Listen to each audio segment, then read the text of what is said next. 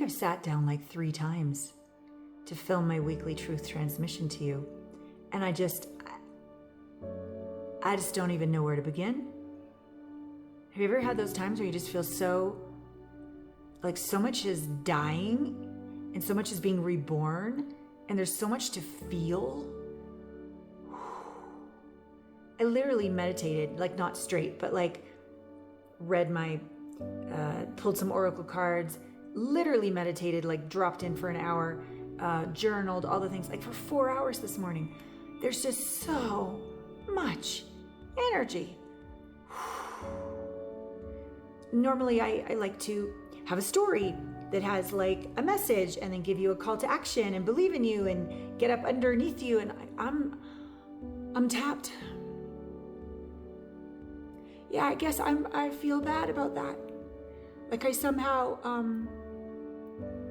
have made it that this is my obligation. Well, it's my mission and purpose normally, and it's my joy. But like today, it's feeling like an obligation because I feel like I'm letting you down, that I don't have all this extra joy and inspiration to give you. So I guess that's good to feel and just be human with you. That some days my well has run dry and it needs way more time to replenish. I've put off my workout like for a good 6 hours today. Still got my workout pants on, but haven't got my ass into the gym. I think one of the reasons is my neighbor. In New Mexico, you can have die with dignity, and today's the day he chose to end his life. An older gentleman, and the Lou Gehrig's disease was coming on real fast. And that was his sovereign choice. And I knew last night was going to be the last sunset he would have watched, and I was out there. And people die all the time. People are born all the time. But there's something about intentionality. Like intentionally saying, I'm done. I'm not done. I'm nowhere near done. I mean, my son just came back. He called, we had another hour conversation. So this new pattern ever since New York, when all of the parental alienation things got revealed, and it was so devastating, and I had this massive integration faster than I've ever had before with the help of my coaches and healers to just own it and not need to be right and just choose love. Since then, he's called only twice. And it's been like crickets and tumbleweeds, no responses to my text. Then we have this hour conversation. Same thing, another 10, 12 days, crickets and tumbleweeds. And then he called 2 days ago. And both times he's called, he's been really, really stressed, like overwhelmed. And for the first half hour, I just listen without interrupting, listen without giving advice, just listen with, wow, that sounds awful. Tell me more. Wow, that's so much to handle. My God, wow. Like just like this for half an hour. And then a little bit of like, oh, baby, let's just breathe in our bellies together. Let's just breathe in our bellies together. And then slowly but surely ask questions that ignite his wisdom, his truth, his knowing, his intuition. And by the end of it, he's so sweet. He's like, Mom, I feel so much better. Thank you. I'm good. So we're rebuilding trust in this way. Like he's drawn to call me when he really, really needs grounding. And the story of who I apparently am is starting to be bullshit. He's having different experiences with me. And I'm having this experience of so much of my love and care that's been bottled up inside for like 6.5 years of being able to be the presence of love, be the spaciousness of love, be the praise of love. Like, and at the end of our conversations, I believe in him and I acknowledge him and I validate him and I praise him. Oh, it feels so good. So yeah, I'm not done living. And this morning I was feeling into still how guarded, rigid, don't have too much joy, don't have too much love, don't have too much goofiness, don't have too much, just noticing all the things that have happened where I did that as a kid, got in trouble, did that in a marriage, got in trouble, did that in a divorce, got in trouble, did like the speaking of truth how it's just been so twisted. And there's a disheartened, hopeless, helpless part of me. It's like, why even speak up? Why even try? Well, like this, so had to be with her this morning, had a lot of tears around her. And not as revenge, not as like, well, I'll show you, but as truly like, I'm just gonna let this hopeless, helpless part of me like just be felt fully until it's completely still. Like, let it die, let that experience complete, and choose a higher purpose, a higher frequency, a higher emotion, a higher way of being in life.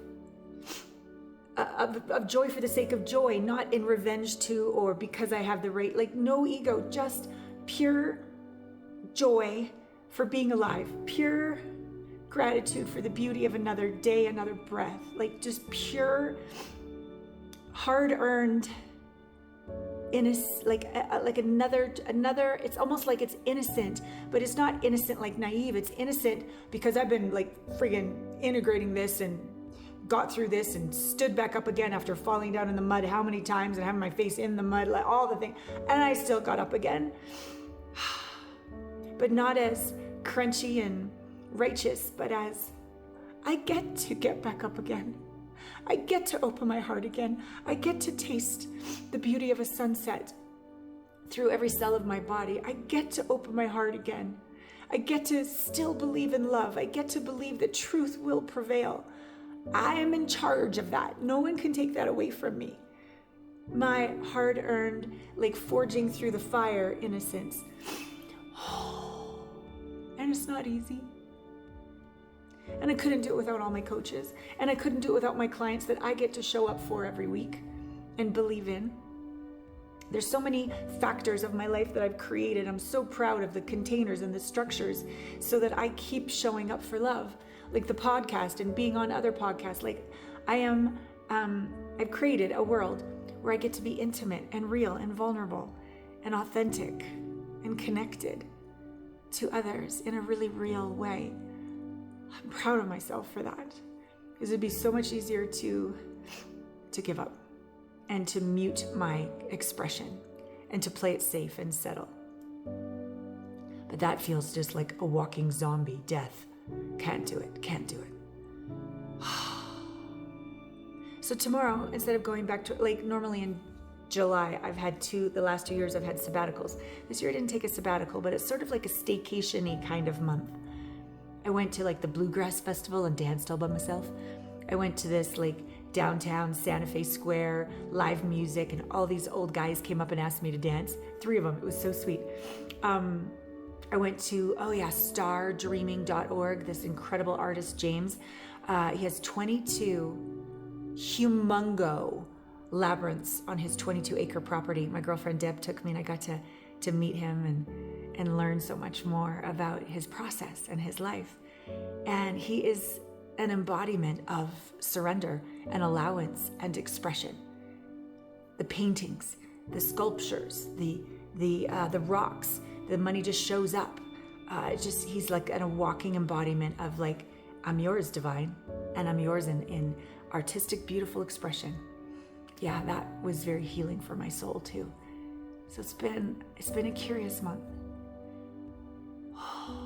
Thank you for, not that you ever put any demands on me. It's all demands I've been putting on myself, how I'm supposed to show up, and now I'm like, no, my well needs to be filled.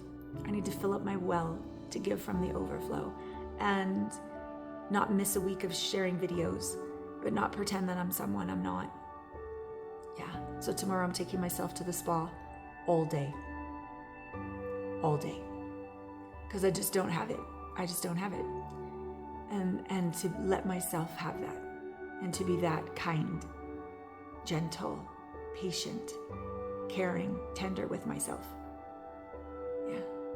And when the well runneth over, I will have more juicy, creative mojo to give.